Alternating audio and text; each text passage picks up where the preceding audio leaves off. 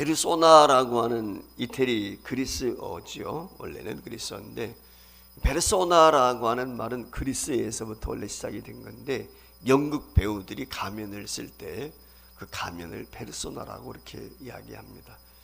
제가 이 말씀을 드린 이유는 뭐냐면 스위스의 분석 심리학자 칼 윙이라는 사람이 있거든요. 근데 칼 윙이라고 하는 사람이 이 페르소나라고 하는 것을 심리학적인 측면에서 도입을 해가지고 이 사람이 활용을 했습니다. 그러니까 우리 인간이라고 하는 것은 한마디로 말하면 가면을 쓰고 산다. 어떻게 보면 본성은 감추고 겉과 속이 좀 다른 것이죠. 그런 모습으로 사는 사람들이 많다라고 하는 것을 이 분석 심리학자인 칼 윙이라는 사람이 이야기를 했습니다. 쉬운 예로 그런 것이죠. 예를 들어서 학교에서 모범생입니다. 선생님 말씀도 잘 듣고 공부 시간에 열심히 공부도 하고 학교에서 생활하는 걸 보면은 그렇게 모범생일 수가 없어요. 그런데 교문 밖을 나서기만 하면은 180도로 달라지는 친구들이 있어요. 학교에서는 선생님 앞에서 칭찬받고 인정받는데 밖에 나가면 친구들과 모이게 되면은 엉뚱한 짓을 하게 되거든요. 바지가 찢어진 바지를 입는다든지, 또 학교에서는 하지 않는 행동을 한다든지, 침도 거리다 탁탁 뱉는다든지, 뭐 이런 것들 어떻게 보면은 이중적인 것이죠. 여학생들 가운데도 그런 아이들이 있죠. 새침대기처럼 선생님 앞에서는, 학교에서는 아주 그냥 그렇게 상냥하고 그렇게 예쁜 짓을 한단 말이죠. 그런데 친구들과 오게 되면 전혀 그런 다른. 오늘 그 인터넷상의 뉴스를 보니까 중학생들이 말이죠, 5호선 전철을 탔는데 그 5호선 전철을 타가지고 5명의 아이들이 바닥에 누워요. 혹시 기사 보셨어요? 아이들이 그냥 머리 손질을 하고 그 바닥에 앉아가지고 화장을 하고 아이들이 그 포즈를 취하고 그런 거예요. 그래가지고 그것을 누가 이제 참 아쉬우니까 동영상을 찍으면서 유튜브에 올린 거예요. 그것을 뉴스거리가 된 거예요. 오늘 그런 일들이 있었다는 것이죠. 요즘의 아이들을 우리가 예측할 수가 없어요. 네. 그러니까 얼마나 불편하겠어요, 다른 사람들이. 그런데 다른 사람들이 불편하게 생각하는가, 이런 것들은 생각하지 않는 요즘의 아이들을 볼 수가 있는데, 제가 이 말씀을 드린 이유는 뭐냐면은 가정에서 모범생인 아이들이 있는데 밖에 나가면은 전혀 다른, 부모 앞에서는 모범생인데 친구들과 어울렸을 때는 뭐 일친처럼 말이죠, 이렇게 하는 행동하는 아이들이 있거든요. 그래서 예를 들어서 지금도 그런 게 있을는지 모르겠지만 주임 선생님한테 잡혀가지고 교무실로 끌려왔어요. 야, 이거 왜 끌려왔습니까? 담임 선생님이 물어봐요. 이러이래서. 그럴 애가 아닙니다. 걔는 모범생입니다. 그렇게 착할 수가 없는데요. 이런 얘기할 수가 있단 말이죠.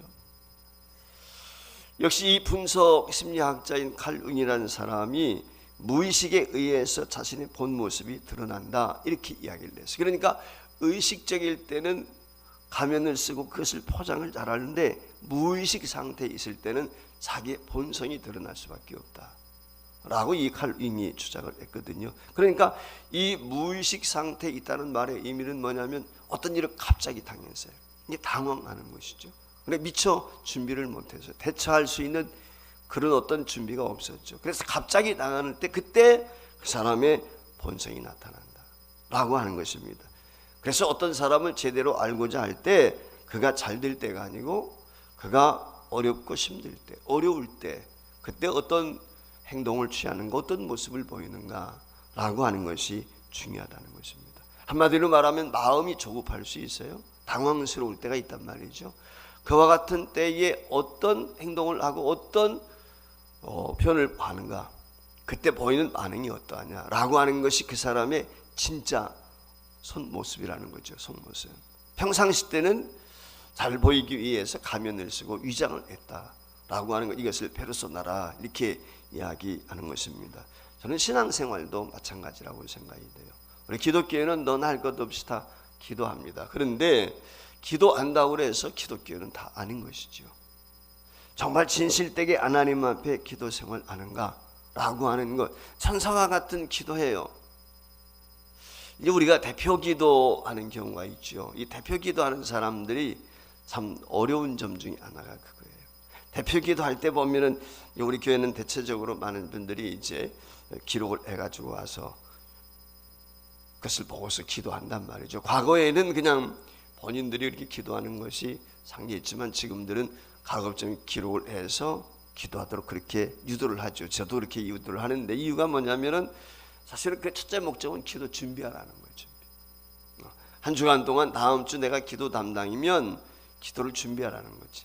그래서 기록을 해보고 수정을 하고 이렇게 해서 온 성도들을 대표해서 기도하는 거니까 그것을 정말 정갈하게 준비 딱 해가지고 길지도 않고 너무 짧지도 않고 적절한 3분대 정도 시간에 맞춰서 기도할 수 있도록 하는 거, 그게 굉장히 중요한 거고, 그래서 기록을 해서 기도하라 이렇게 얘기를 하는데, 기도 내용을 보면은 정말 잘하는 기도들이 있죠. 좋은 용어들을 쓰고. 근데 그의 삶은 어떤가라고 할 때 그렇지 못한 경우가 많이 있다는 것이죠. 기도는 청산유수처럼 하는데 실제 생활은 그렇지 못한 거예요. 예를 들어서 우리가 영적 각성 전도상 행복초청 큰 잔치를 한다. 근본에 행복초청 큰 잔치를 하는데 많은 이웃들이 와서 복음을 드렸으면 좋겠다라고 하는 기도를 한다면 내가 그 기도하기 전에 어떻게 해야 될까요? 태신자 적어내야 되고 위에서 찾아가서 그들 접대하고 공개하고 권면하고 이거부터 해야 돼요. 이것이 없는 기도는 공허한 것이고 남에게 보이기 위한 것이에요. 드러나기 위한, 내가 이렇게 기도한 드러나기 위한 것이란 말이죠. 그러니까 행함이 없는 거죠. 실천하지 못하는 기도, 한마디로 말하면 남 들으라고 하는 것밖에 될 수가 없단 말이죠. 그러니까 기도가 되었던 설교가 되었던 모든 것들은 저는 그렇게 생각을 해요. 인카네이션이 돼야 돼. 한마디로 말하면 성육화 돼야 돼. 설교하는 것도 그렇고 그것이 내 본성에 들어와 가지고 그것이 재창조의 역사를 통해서 내가 실제 경험한 것을 전할 수 있도록, 경험한 것을 기도할 수 있도록, 내가 결심하고 행하는 것을 기도할 수 있도록, 그때 그 기도가 권세가 있고 능력이 있는 것이거든요. 이게 공허한 기도가 아니라 그 말이에요. 근데 그런 경우가 참 많이 있다. 그래서 위급한 상황이 온다든지 어떤 경우에 기도를 당겨시켜 보면은 기도를 못 하겠다고 다 그런 분들이 많아요. 대표 기도할 때 저거 가지고 와서 열심히 했는데 막상 오늘 모임 자리에서 기도 부탁을 하게 되면 기도하지 못하는, 평상시에 기도 훈련이 안 돼 있으니까 그럴 수밖에 없는 것이거든요. 오늘 그런 면에서 오늘 본문에 보면 기도의 본질이 무엇인가 라고 하는 걸 알 수가 있는데, 여러분 아시는 것처럼 빌립보서의 큰 주제 하나를 이야기한다면 기쁨이겠죠. 이 기쁨이라는 얘기가 수많이 나오니까 이 기쁨이라고 하는 얘기, 이 기쁨이라고 하는 단어를 통해서 우리에게 보여주는 것이 무엇인가 라고 하는 한번 생각해 봤으면 좋겠어요. 우리 생각에는 그럴 수 있죠. 내가 구원받았으니까 기뻐하고 감사해야 된다. 당연한 것이죠. 구원받았으니까 구원의 감격과 기쁨보다 큰 것이 어디 있겠어요. 물론 구원받았기 때문에 기뻐해야 되는데 감사해야 되는데, 오늘 여기 본문 말씀에서 바울 사도가 기뻐하라고 했을 때 어떤 상황 가운데 있었는가라고 하는 것을 먼저 역사적인 관점에서 우리가 한번 살펴볼 필요가 있겠지요. 특별히 이때 초대교회인데요, 사실 실제적으로는 그렇게 크게 박해가 있던 시기는 아닙니다. 이 시대에. 그럼에도 불구하고 예수 믿는 사람이 어려울 때 있습니다. 이유가 뭐냐면 로마의 속국이었거든요, 유대가.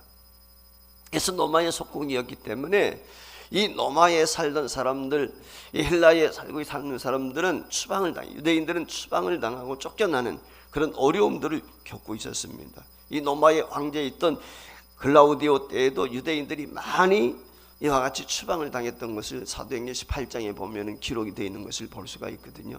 그러니까 그 이후에 이제 중세로 가면서 뭡니까, 이 그 로마의 국교가 이제 되기 전에 그 이전에 많은 핍박이 있었고, 그래서 카타콤이라든지 뭐 이런 것들이 이제 생겨나기 시작을 하는데, 그러니까 그 단계는 아니지만 그럼에도 불구하고 유대인들이 핍박을 받았다는 말의 의미는 한마디로 기독교인들이 핍박을 받았다. 특별히 유대인들한테도 우리 기독교인들이 많은 왕따를 당하고 어려움을 겪었던 것을 우리는 잘 알 수가 있습니다. 여러분, 바울이라는 사람이 어떤 사람이에요? 원래 그 사람이 바울 되기 전에 이름이 사울이지 않습니까? 사울은 큰 자란 뜻이거든요. 근데 예수님을 만났어요. 예수님을 만나기 전에는 사울이라는 사람이 어떤 사람이냐면 교회를 핍박하는 사람이에요. 예수 믿는 사람을 박해하는 사람이었단 말이죠. 근데 그가 담에서 도상에서 예수님을 만난 다음에는 작은 자가 되었어요. 바울이란 말은 작은 자란 말이에요. 큰 자, 스스로 자고했던 사람이야. 한마디로 말하면 교만했던 사람이라고 이야기할 수 있겠죠. 그랬던 큰 자가 이제는 예수님을 만나고 나서 작은 자, 겸손한 자가 된 것이죠. 근데 이 바울 사도가 오늘 빌립보서를 기록하고 있는 장소가 어디예요? 옥중서신이라고 우리가 흔히 이야기하는데 감옥에 갇혀 있단 말이죠. 로마 감옥에.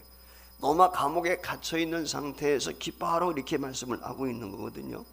사실 감옥에서 언제 세상을 떠나게 될지, 어떤 상황에 놓일지 아무도 예측할 수가 없잖아요. 미래가 보장이 안 되는데, 그런 상황 가운데서 오늘 바울 사도가 빌립보 교회를 향해서 기뻐하라 라고 이렇게 말씀을 하고 있습니다. 그러면서 기뻐하는 것으로 끝나지 않고 감옥에 갇혀 있으면 억울하게 생각을 해야 되는데, 너희 관용을 많은 사람에게 알게 하라.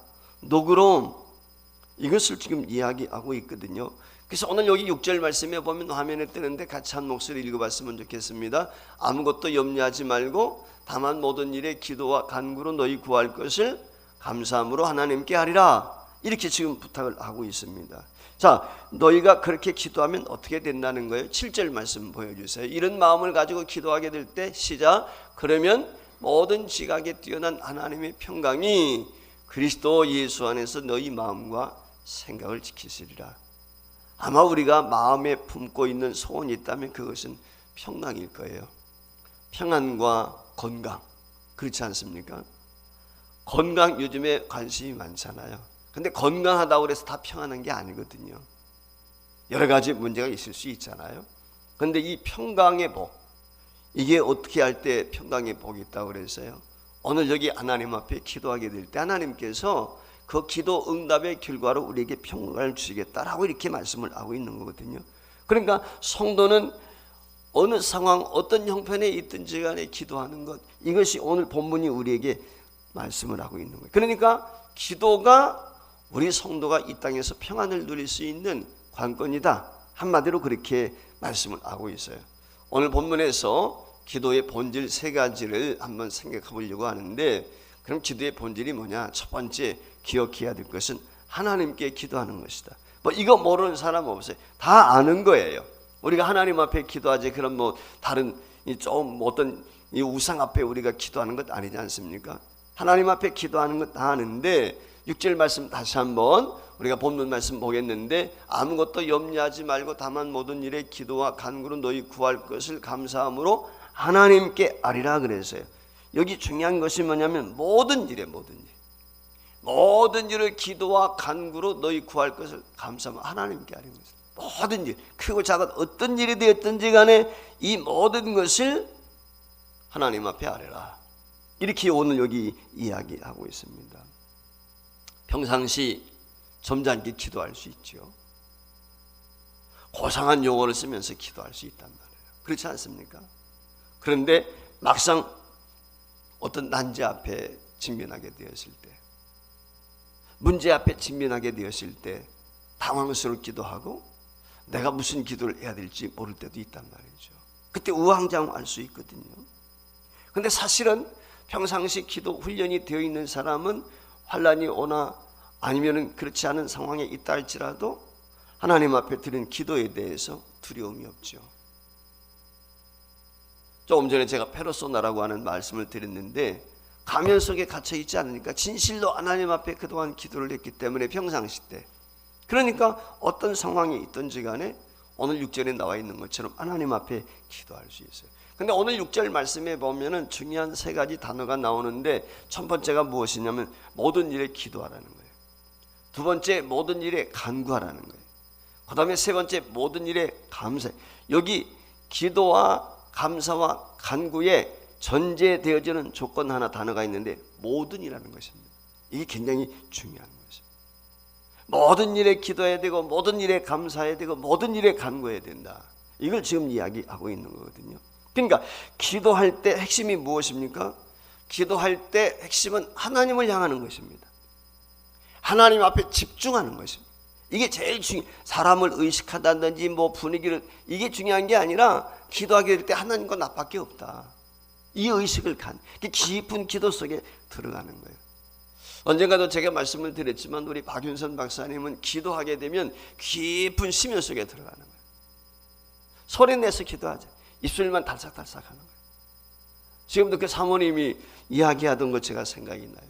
그래서 박유선 박사님을 제가 6개월 동안 쫓아다녔는데 영음사의 권사님이 운전을 하고 옆자리에 제가 앉고 뒤에 사모님과 목사님이 앉아서 돌아다니. 그러니까 목사님에 대한 그 일상을 저한테 얘기를 많이 해주셨어요. 그 사모님이. 그러면서 하는 말이, 우리 목사님은 청소기를 돌리는데도 기도하기 빠지면 청소기를 돌리는지 뭐 난리가 나도 모른다는 거예요. 난리가 나도 깊은 기도 속에 들어가가지고 오직 하나님과 자기, 그러니 뭐 요란을 피워도 요동하지 않는다는 거예요. 그러니까 어느 정도 깊은 기도 속에 잠기는지 그걸 사모님이 이야기를 하시다. 옛날에 우리 그 방지일 목사님이라고 계셨거든요. 같이 이제 평양신학교에서 공부하고 그러신 분인데, 우리 박윤선 박사님의 특징이 뭐냐면은 식사를 하게 될 때 밥만 먹는다. 밥을 막 먹는데요. 그리고 나서 찬을 먹는데요. 그래서 친구들이 그 목사님을 놀리기 위해서 밥만 열심히 먹고 있으니까 찬을 다 갖다 먹어버려. 나중에 보면 찬이 없대. 다 먹어서. 그러니까 그만큼 집중을 했다는 거예요. 모든 일에, 매사에. 그러니까 평상시 때도 매사에 얼마나 그러니까 미국에 유학을 가는데 말이죠, 그게 어느 정도 집중을 했으면 요한계시록 22장을요 헬라어로 다 암송을 해버린 거예요. 대단하지 않습니까? 요한계시록 22장을 헬라어로 다 암송을 했단 말이죠. 그만큼 집중력이 있었다. 그러니까 그분이 기도할 때 얼마나 집중했는가 하는 걸 알 수가 있죠. 깊은 기도 속에 들어가는. 과거에 제가 열심히 기도하는 자매를 알고 있었는데, 이 자매가 말이죠, 도둑이 들었어요, 집에. 이 도둑이 들어가지고 손님이 들어가지고 도둑질 해갔는데도 모르고 기도하는 거예요. 기도 열심히 기도하다 보니까 손님이 다녀간지도 몰랐어. 하나님 앞에 그렇게 기도하게 될 때, 집중하게 될 때 그 기도의 역사가 있지 않겠어요? 오늘 우리는 너무 의식할 때가 많다. 여러분, 여기 기도한다는 것, 기도에 하나님을 향한다라고 했을 때, 여기 하나님을 향한다라고 하는 헬라 단어가 뭐냐면 프리스케라고 하는 말이거든요. 이 프리스케라는 말의 의미가 한마디로 말하면 프로스라고 하는 말, 어디를 향한다라고 하는 것을 의미를 가지고 있는데, 여기 유케라고 하는 말 두 단어가, 유케라는 말은 기도란 말이에요. 그러니까 프리스케라는 말의 의미가 무엇이냐면 어디를 향해서 간구하는, 그게 누구예요? 그 대상이 뭐예요? 하나님, 이렇게 말해요. 하나님에게 집중하는 기도, 이 기도를 하나님께서 기뻐하시는 거죠. 우리가 기도하게 될 때 이처럼 하나님 앞에 집중해야 되는 것입니다.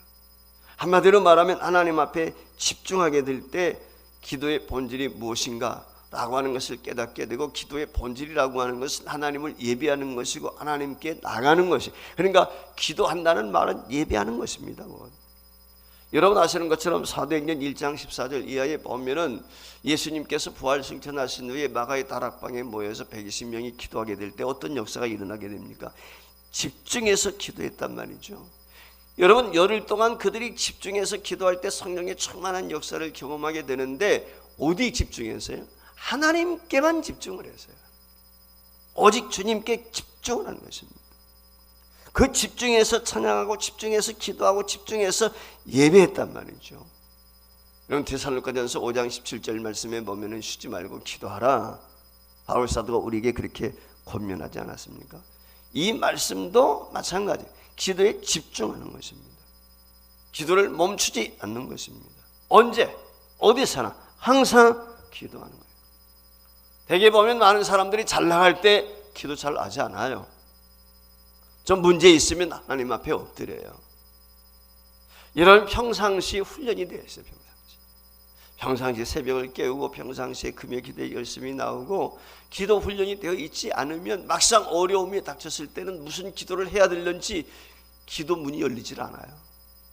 당황스러워서. 그렇기 때문에 평상시 오늘 우리가 기도해야 되는 것입니다. 바울 사도는 기뻐할 수 없는 상황에 있어요. 감옥에 있어요. 매 맞고 굶주리고 많은 어려움을 겪었잖아요. 그런 상황 속에서 지금 어떻게 합니까? 오직 하나님께로만 향하니까, 하나님께만 중심을 두고 하나님만 바라보게 되니까 기도에 집중할 수 있게 되는 거예요. 그 기도에 집중하게 되니까 하나님을 영화롭게 하는, 하나님 앞에 영광을 올려드릴 수가 있단 말이에요. 우리가 흔히 요즘에 이야기할 때 기도는 뭐냐? 라고 하나님과 대화다. 커뮤니케이션.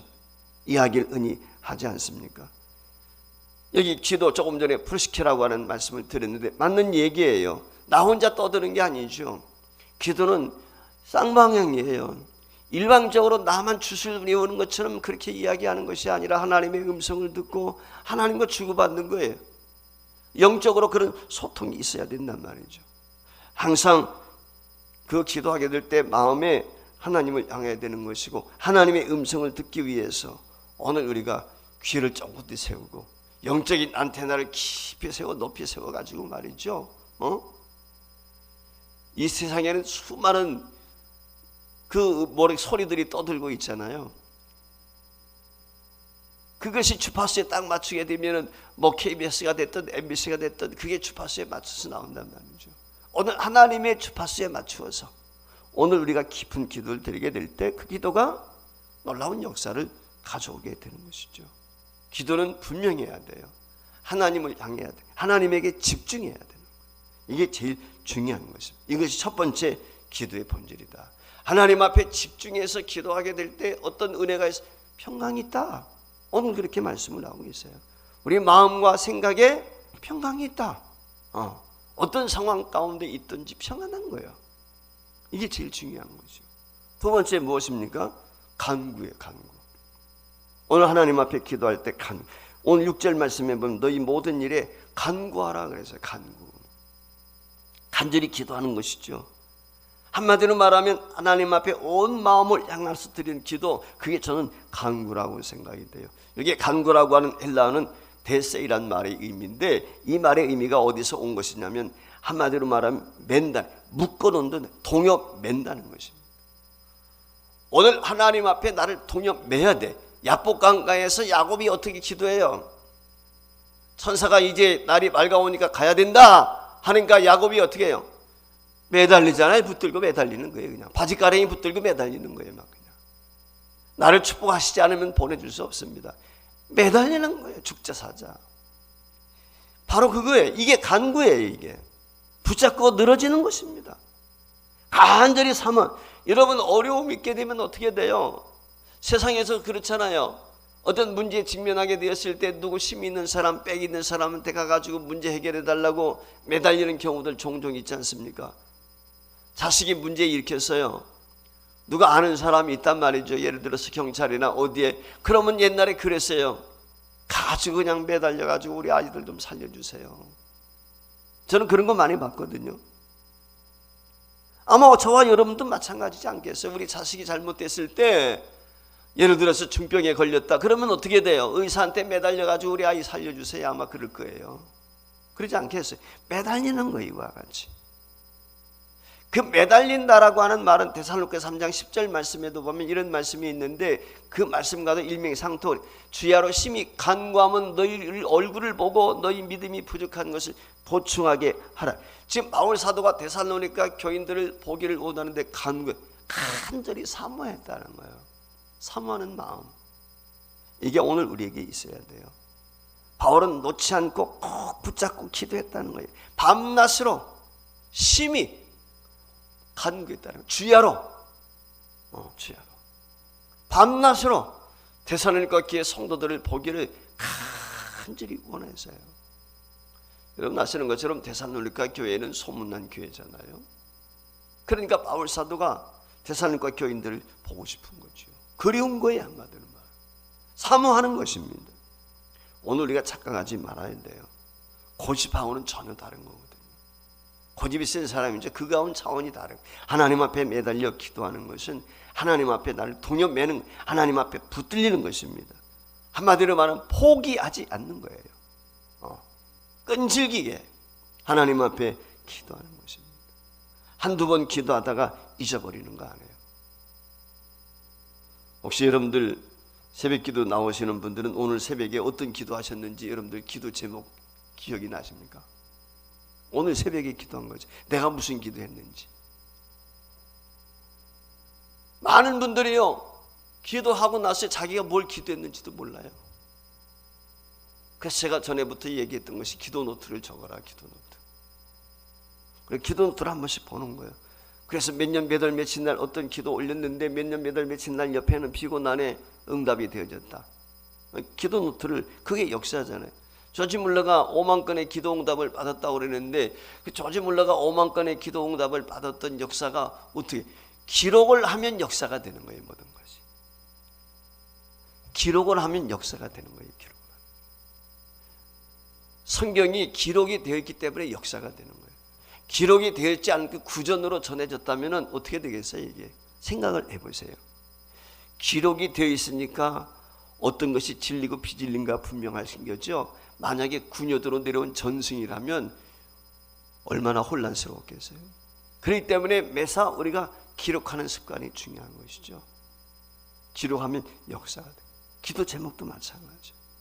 하나님 앞에 기도하고 응답된 것을, 그것이 곧 간증이고 고백이란 말이죠. 왜 여러분 간증을 못해요? 왜 전도 못해요? 제가 늘 말씀을 드리지만 기도 응답을 경험하지 못하면 간증할 수가 없어요. 기도 응답이 없는데 어떻게 고백을 해?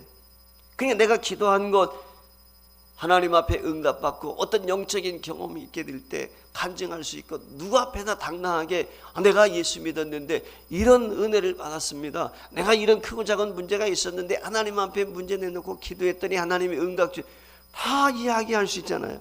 그러니까 전도가 쉬울 수밖에 없어요. 근데 피상적이 되니까, 예수를 전하려 하니까 예수를 제대로 알지도 못하고 성경이 뭐, 그러니까 어려운 거예요. 설득하려고 하니까. 설득이 아니라 간증은, 전도는 간증하는 거예요. 내가 만난 예수님, 예수님이 이런 분이요, 내가 만난, 내가 경험한 분 이런 분이요, 그거 전하는 것 뿐이에요. 오늘 바울이 간구하라고 그랬습니다. 간구가 간절히 하나님 앞에 매달려 기도하는 것이, 이것이 기도의 본질 중에 하나다. 그렇게 간구하면 응답은 누가 주십니까? 하나님께서 주시는 것입니다. 내 뜻이 이루어지는 것이 아니라 하나님의 뜻이 이루어지는 거예요. 환난이 있고 핍박이 있고 곤고한 일이 할지라도 하나님께서는 우리 마음과 생각을 평강으로 이끄시는 줄 믿습니다. 그렇기 때문에 어려움이 있을수록, 환난 가운데 있을수록, 크고 작은 어떤 사건 사고가 있을 때 저와 여러분이 해야 될 일이 있다면 매달려 하나님 앞에 기도하는 것입니다. 하나님 앞에 매달려 기도하게 될 때 하나님께서 저와 여러분에게 위로와 평강을 주시고 기쁨 주실 줄 믿습니다. 할렐루야. 이 은혜와 복이 있길 주의 이름으로 축복합니다. 마지막 세 번째 중요한 게 뭐냐면, 기도의 본질 중 하나가 감사함으로 기도하는 거예요. 오늘 본문에 그렇게 이야기를 했거든요. 근데 이 감사함으로 기도한다는 것은 오늘 기도와 간구의 전제 조건이 되는 거예요. 감사함으로 기도해야 되고 감사함으로 간구해야 되는 것입니다. 감사가 빠진 기도, 감사가 빠진 간구는 의미가 없어요. 그러니까 기도할 때도 그렇고 간절히 기도할 때도 간구할 때도 제일 전제 조건이 뭐냐? 감사가 중요한 것입니다. 그러니까 감사함으로 하나님과 기도하고 감사함으로 하나님 앞에 간구하는 것입니다. 이것이 오늘 중요한 것입니다. 감사 자체가 중요한 거예요. 하나님께서 감사하는 것은 전능하신 하나님을 인지한 사람만이 감사할 수 있어요.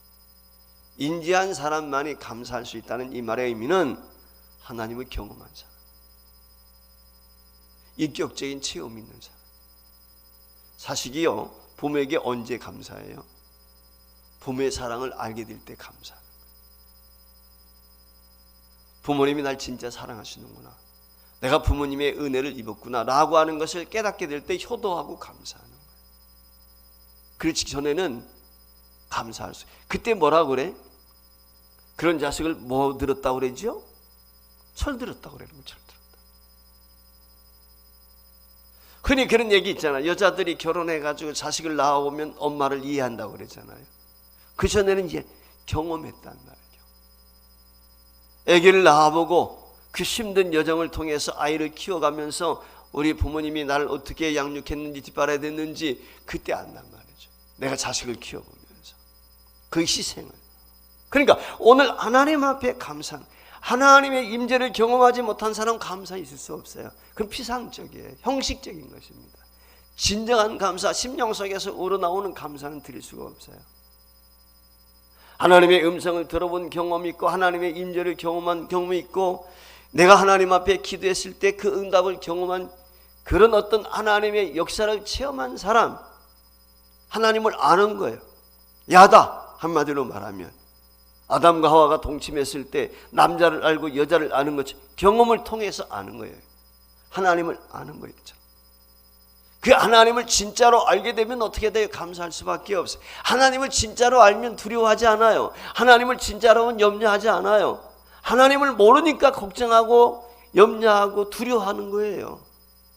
하나님을 아는데 그분이 전능자시고 전지전능하시고 못하실 것이, 그 모든 거 알잖아요. 나의 목자가, 이 분을 알면 알수록 기쁨이 있고 감사가 있고 감격이 있고 평안이 있고, 그렇지 않습니까? 두려움이 없는 거예요. 결국 하나님을 아는 자만이 진실된 감사를 하나님 앞에 드릴 수 있다. 모든 것이 하나님께로부터 말미암았다. 그 어느 것 하나도 하나님이 주시지 않은 것이 없잖아요. 내가 누리고 있는 이 모든 것이 하나님으로부터 왔다. 이걸 뼈저리게 느끼게 될 때 거기에 감사가 있어요. 기쁨이 있어요. 이게 진짜 감사예요. 이 감사를 지금 이야기하는, 바울 사도는요, 지금 로마 감옥에 갇혀 있지만은 죽을 겁이 수없이 넘겼거든요. 어려움 많이 경험했어요. 그때마다 하나님의 도우심의 손길, 특별히 선교 사역을 하게 될 때 보이지 않는 수많은 사람들의 협력과 조력, 하나님이 붙여주시는 그 모든 것들을 그가 경험을 했어요. 이게 하나님이 어떤 분인지 너무 잘 아는 것이죠. 오늘 우리도 마찬가지예요. 기도는 일상에서 늘 하나님 앞에 감사함으로 시작이 되는 것인데, 그 늘상 평상시 생활 속에서 하나님을 경험하는 거예요.